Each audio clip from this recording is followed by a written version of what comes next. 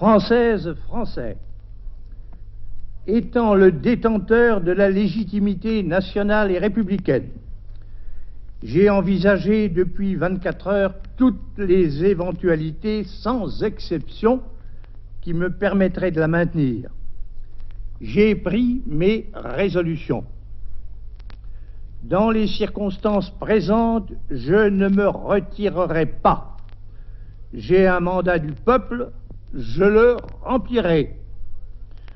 Je ne changerai pas le Premier ministre, dont la valeur, la solidité, la capacité méritent l'hommage de tous. Il me proposera les changements qui lui paraîtront utiles dans la composition du gouvernement. Je dissous aujourd'hui l'Assemblée nationale.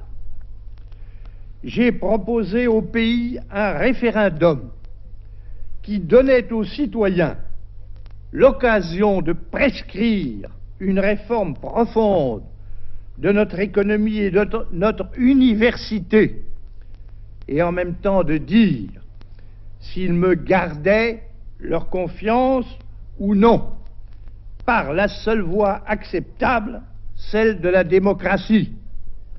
Je constate que la situation actuelle empêche matériellement qu'il y soit procédé. C'est pourquoi j'en diffère la date.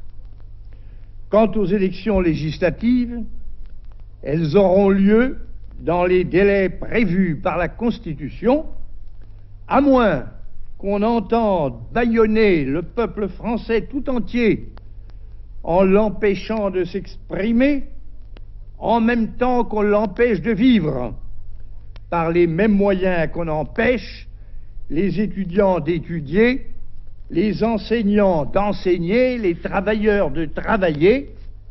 Ces moyens, ce sont l'intimidation, l'intoxication et la tyrannie exercées par des groupes organisés de longue main, en conséquence, et par un parti qui est une entreprise totalitaire, même s'il a déjà des rivaux à cet égard.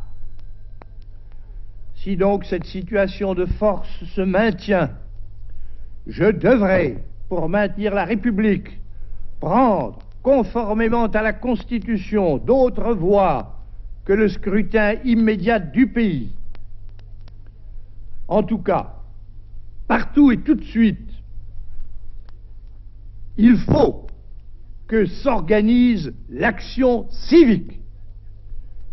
Cela doit se faire pour aider le gouvernement d'abord, puis localement les préfets, devenus ou redevenus commissaires de la République, dans leur tâche qui consiste à assurer autant que possible l'existence de la population et à empêcher la subversion à tout moment et en tout lieu.